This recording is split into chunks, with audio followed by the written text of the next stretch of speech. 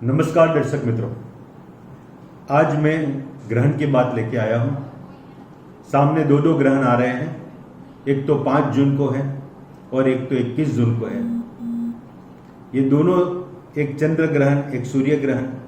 ग्रहण के लिए बहुत लोगों के माइंड में कंफ्यूजन होता है, कितना साइंटिफिक है। जब हमारे सनातन धर्म में काफ़ी केयर रखने का बताया है ग्रहण के दिन, खास करके प्रेग्नेंट लेडी को क्या क्या केयर रखना बताया है, वो भी हम बात करेंगे। और धर्म का क्या समर्थन है। विज्ञान इतना समर्थन नहीं देता कि ग्रहण तो ग्रहण है, हमको इतनी कुछ स्पेशल केयर रखने की जरूरत नहीं है। मित्रों, आपको बता दूं कि हमारी कुंडली में भी ग्रहण योग होते हैं। अगर किसी की कुंडली में सूर्य और राहु या सूर्य और केतु साथ में बैठा है, या तो सूर्य के सामने राहु या केतु है, दृष्टि कर रहा है, तो उसको सूर्य ग्रहण कहते हैं। और चंद्र का भी ऐसा ही है, उसके साथ राहु या केतु बैठेगा, उसको चंद्र ग्रहण कहते हैं। ज्योतिषी की बात करें तो जिसकी कुंडली में सूर्य ग्रहण हो, हम लोग ऐसी प्रेडिक्शन देते हैं कि जो सूर्य ग्रहण वाले लोग होते हैं उसकी इज्जत में कहीं ना कहीं तकलीफ होती है, उसका आत्मविश्वास में कहीं ना कहीं तकलीफ होती है। जो मिसअंडरस्टैंडिंग, मिसअंडरस्टूड टाइप की पर्सनालिटी होती है कि कितने भी अच्छे हो पर लोग उसको वो कंसीडर नहीं करते, वो वहां आता है। और चंद्र ग्रहण में मानसिक तनाव बहुत रहता है, डिप्रेशन जैसा लगता है, मन पे कंट्रोल नहीं रहता। तो ये 2 ग्रहण हमारी कुंडली में भी होता है। और ये जो गोचर में ग्रहण होता है तो क्या फर्क पड़ता है। देखो, ये वातावरण जो है पृथ्वी का कैसे बना, तो पृथ्वी की रिलेटिव पोजीशन, सूर्य, चंद्र, मंगल, बुध, ये सभी ग्रह जो घूम रहे हैं और ये सभी ग्रह की ऊर्जा कोई एक स्पेसिफिक मात्रा में आती है हमारी पृथ्वी पे। और जो एक एटमॉस्फेयर क्रिएट हुआ जिसमें जितना भी परसेंटेज नाइट्रोजन, ऑक्सीजन वगैरह है, ये सब मिला के एक ह्यूमन लिविंग के लिए, एक जीव सृष्टि के लिए, चाहे वनस्पति हो, चाहे प्राणी हो, चाहे जीव जंतु हो, चाहे मनुष्य है, उनके लिए कंफर्टेबल ये एटमॉस्फेयर बन गया पृथ्वी पे। ऐसा अलग अलग प्रकार के वातावरण तो हर प्लेनेट पे है, पर वहां पे कोई जीव सृष्टि इतनी अभी तक हमको ध्यान में नहीं है, ना अभी तक साबित हुई है। तो कहने का मतलब यह है कि पृथ्वी में जो स्पेसिफिक वातावरण क्रिएट हुआ वो हम सबके लिए बहुत इंपॉर्टेंट है। और ये वातावरण कैसे क्रिएट हुआ, तो सूर्य, चंद्र, मंगल की स्पेसिफिक मूवमेंट से, और वहां से आती हुई ऊर्जा का कोई कॉम्बिनेशन ऐसा है, और वो कॉम्बिनेशन हमको जीवन जिलाता है। हम जो जीते हैं वो उससे नक्की होता है। अब कोई एक रेसिपी से हम जी रहे हैं और उस रेसिपी में कभी हल्का सा चेंज हो जाए, जैसे कि जब चंद्र ग्रहण हो जाएगा तो क्या होगा कि पृथ्वी सूर्य और चंद्र के बीच में आ जाएगी और चंद्र पे सूर्य का प्रकाश उस मोमेंट में नहीं आएगा। तो वहां पे वो जो एनर्जी डाल रहा है पृथ्वी के ऊपर, वो एनर्जी अलग प्रकार की हो जाएगी, चाहे कुछ चंद घंटों के लिए। वैसे ही जब सूर्य ग्रहण होगा तो सूर्य और पृथ्वी के बीच में चंद्र आ जाएगा। सूर्य की पूरी रोशनी पृथ्वी पे नहीं आ पाएगी, उसका सेंट्रल पोर्शन की कुछ एनर्जी रुक जाएगी कुछ घंटों के लिए। ये कुछ घंटा बहुत बड़ी बात होती है। हम मेडिकली कभी कहते हैं कि ब्रेन कभी 1 सेकंड के लिए भी बंद हो गया या 2 मिनट के लिए, 1 मिनट के लिए बंद हो गया, आदमी पूरा पैरालिटिक हो जाता है, मल्टीपल ऑर्गन फेलियर हो जाता है। वहां पे हमारी जो कंटिन्यूअस ब्रीडिंग सिस्टम है, कंटिन्यूअस ऑक्सीजन का सप्लाई है, वहां वो 1 सेकंड कितनी भारे पड़ती है। तो यहां पे भी कुछ तो गड़बड़ होती है और उसका महसूस भी करते हैं। पंछी की बिहेवियर बदल जाती है, कुत्ते तक की बिहेवियर बदल जाती है जब ग्रहण होता है। तो फिर ये मानना चाहे उस डायरेक्शन में इतनी शोध हुई है या नहीं, कि कुछ तो फर्क पड़ता है। जब एक बेटा मां के पेट में होता है, गर्भवती स्त्री, तो उसके लिए कुछ केयर रखने का बताया है, मुझे लगता है बहुत ही वाजिब केयर है और रखनी चाहिए। मैं मेरी तरफ से ये सलाह दूंगा, जो हमारा पूरा वास्तु शास्त्रियों का ग्रुप है वो सब इस बात से सहमत है कि गर्भवती स्त्री को दरवाजे खिड़की बंद करके अंधेरा करके बैठना बहुत उचित है। जो बाहर एक चेंज ऑफ एटमॉस्फेयर होगा तो वो चेंज ऑफ एटमॉस्फेयर हम लोग तो महसूस करते ही है, पर जो शिशु एक कंटिन्यूस उसके जन्म से एक कंटिन्यूस एनर्जी को महसूस कर रहा है बाहर की, उसमें जो फर्क है वो फर्क उस पर ज्यादा आएगा, चाहे वो अंदर बैठा हुआ है।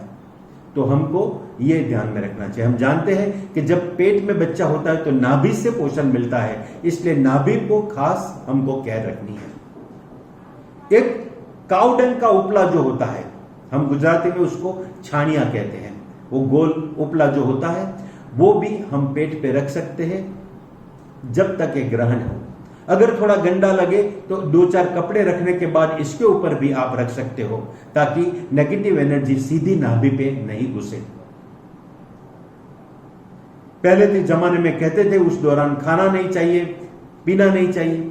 अब एक गर्भवती स्त्री खाना पीने से तो शायद नहीं रह सके, और हम कायदे से ये भी कहते हैं कि उनको जब भूख लगे खाना पीना देना चाहिए। तो आपको ये भी ध्यान रखना चाहिए कि खाना पीना में भी शुद्धता होनी चाहिए, क्योंकि नेगेटिव एनर्जी खाने पीने में भी जा सकती है। हम जब रसोई करते हैं तो बेसिक इंग्रेडिएंट एक बात होती है, पर हमारी हवा, हमारा पानी, ये सब महत्व का होता है। तभी तो हम कहते हैं कि चलो इस गांव का तो पौवा बहुत अच्छा, इस गांव की तो जलेबी बहुत अच्छी, ऐसी जलेबी हमारे यहां क्यों नहीं बनती। सब रेसिपी सेम है, पर एक एटमॉस्फेरिक चेंज, पानी का चेंज में कितना बड़ा फर्क पड़ जाता है। तो यहां पे जो एटमॉस्फेरिक चेंज आएगा उसको न्यूट्रल करने के लिए आप खाने पीने की हर एक चीज में उस दिन तुलसी का पत्ता जरूर रखो, क्योंकि तुलसी में काफी पावर होता है कि जो नेगेटिव एनर्जी खाने पीने में होती है उसको दूर रखें। तो ये एक दूसरी बात हो गई। अब कभी कहते हैं कि उस दौरान टॉयलेट वगैरह नहीं जाना चाहिए, वहां मैं एक बार सहमत नहीं होऊंगा, क्योंकि टॉयलेट रोकना कभी भी हेल्दी नहीं होता। तो टॉयलेट वगैरह तभी मना किया था जब टॉयलेट जाने के लिए घर खोलना ही पड़ता था, घर के बाहर वाड़े में टॉयलेट हुआ करते थे। अब तो टॉयलेट अटैच टॉयलेट की बात हो गई, तो बिना दरवाजे खिड़की खोले भी टॉयलेट का यूज तो किया जा सकता है।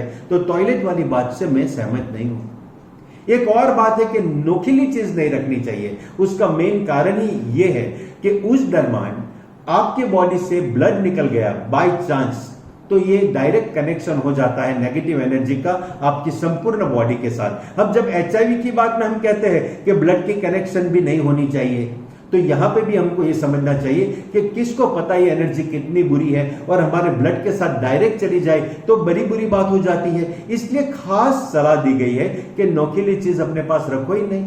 छुरी मत रखो, कोई कांटा मत रखो, आप कैंची मत रखो, क्योंकि ये सब होगा तो चांस है कि कहीं लग गया और हल्का सा ब्लड बाहर आ गया। तो ये सब चीजों से भी दूर रहो।